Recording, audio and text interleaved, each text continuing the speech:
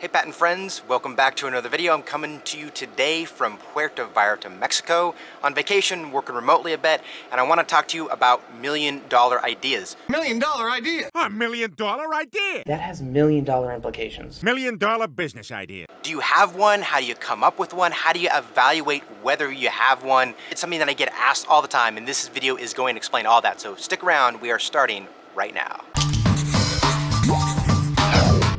So for those of you who are new here, my name is Dylan Adams. I am a patent attorney and author of the best-selling book, Patents Demystified, which is an insider's guide to protecting ideas and inventions used by inventors, entrepreneurs, and startups worldwide, including at top universities like Harvard, Stanford, and MIT. You might also recognize me from my appearance on CNBC's hit show, The Profit, with Marcus Lemonis. So this channel is all about giving people information about patents and inventing. So if you want more content like that, be sure to subscribe and hit that little bell icon so you don't miss any important videos. All right, let's go ahead and get right into it.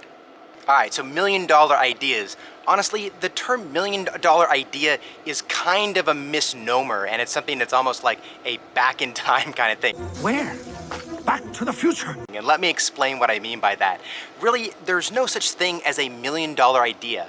The value is not in the idea itself. The value is in the product or the service or the business that you build from that idea, okay? And I think one of the things that people do a lot of times is they underestimate the difficulty of taking an idea and turning that into a successful business or product. Now, that's not to say that there are some ideas that are really simple. So for really simple commercial products, things that maybe you could sketch out really quickly, or you could go to Home Depot and slap together a prototype, things like that.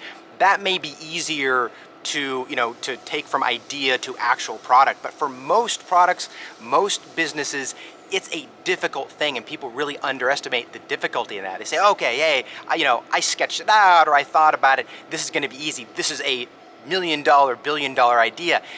And they really underestimate the difficulty it takes to turn that idea into a product. Another thing to consider is that you have to really think about the market and what you're going to be able to sell this product for. And the idea itself, there can be some really crappy ideas that will make tons of money, and really seemingly awesome ideas that seems like everybody would need and everybody would want, but actually turning that into a product or a business totally fails. Fail! Fail, fail, fail. Congratulations on your epic fail! And it isn't something that people really want. It may be really clever and seem interesting, but it doesn't make a good business. On the other hand, you have things, think about things like the Snuggie, or some of those dumb things you see on TV. A lot of times those people are making crazy good money off of pretty stupid ideas. So again, it's not about the idea itself, it's about the product or business that you actually can build from that. One of the things that people need to think about is this something that you're going to be able to do? It's about the execution. It's all about the execution. It's about execution. Execute. Just because you have the idea doesn't mean that you're necessarily going to be able to convert that idea into a successful product. Are you going to be able to take it from idea to developing the product, to then being able to have it manufactured, to doing the marketing, to doing the sales? That is not an easy thing to do typically, okay? So, are you going to be able to execute that? That's where the difficulty is.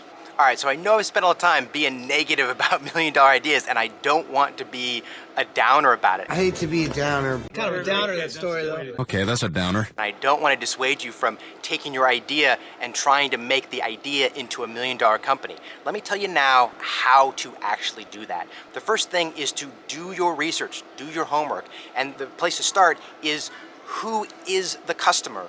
Really identify who that customer is, and don't say it's for everybody, okay? For everybody. For everybody. That's where people make the mistakes. They just jump over this and say, well, it's a product that is for everybody. Okay, now we're good. That's not true. There's always going to be a specific demographic that you're going to be targeting. How old is that person?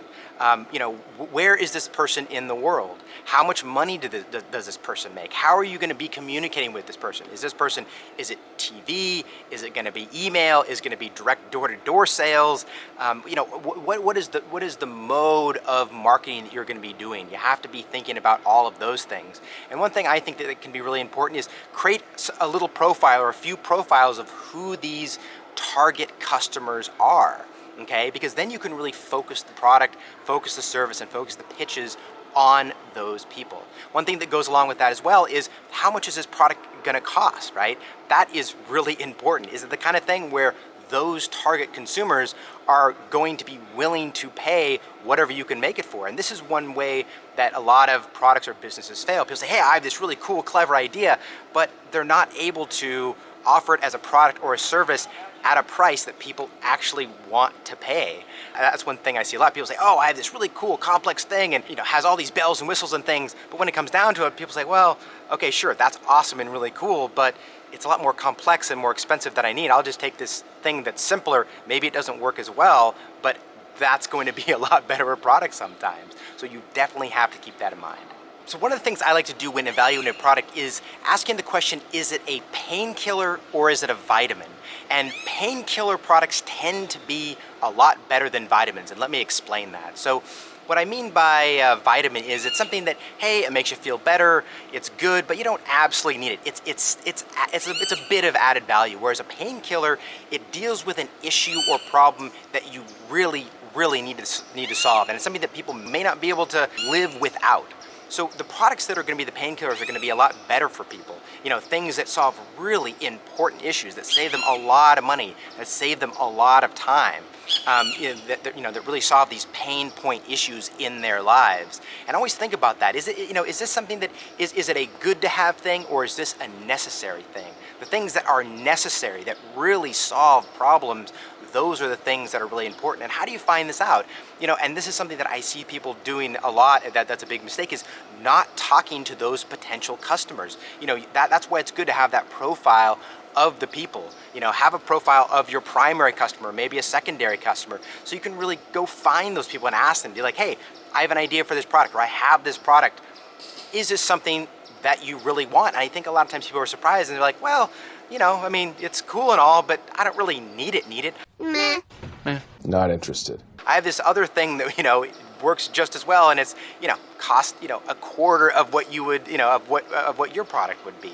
So always think about that. Always talk to the customer. The customer really knows. And you want to take this in stages. So with the initial idea, talk to the customers about the idea in general. I think you'll learn a lot from that. Okay, so what if you just have an idea and you don't want to actually create the product yourself, or you don't want to create the business?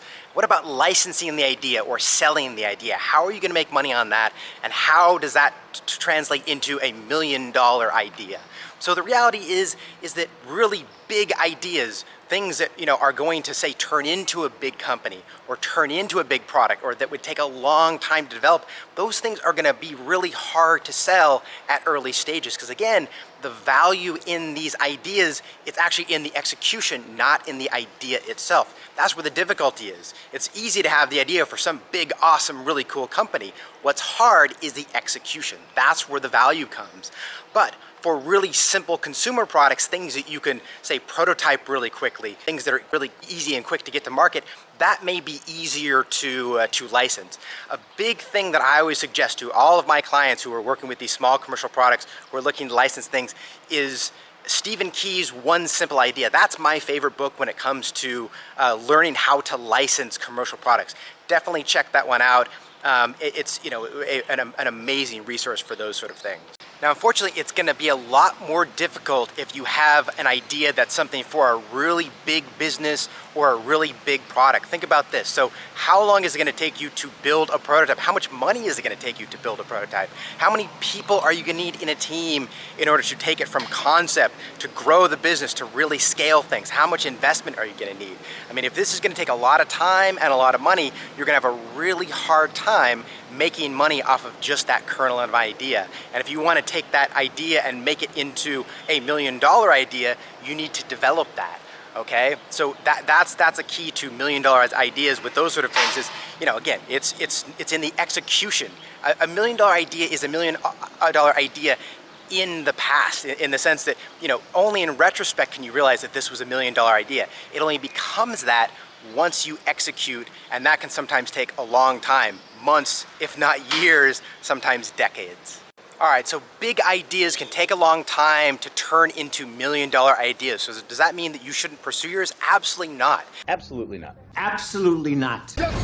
Just realize that it could be time-consuming and you need to just take the right steps in doing so. And let me just talk about patents real quick. One of the things that people think a lot of times that, okay, I have this idea, the first thing I want to do is go out and patent it. And you would think me as a patent attorney would say, yes, that's the first thing you want to do. Absolutely not. Absolutely not. Absolutely not. No.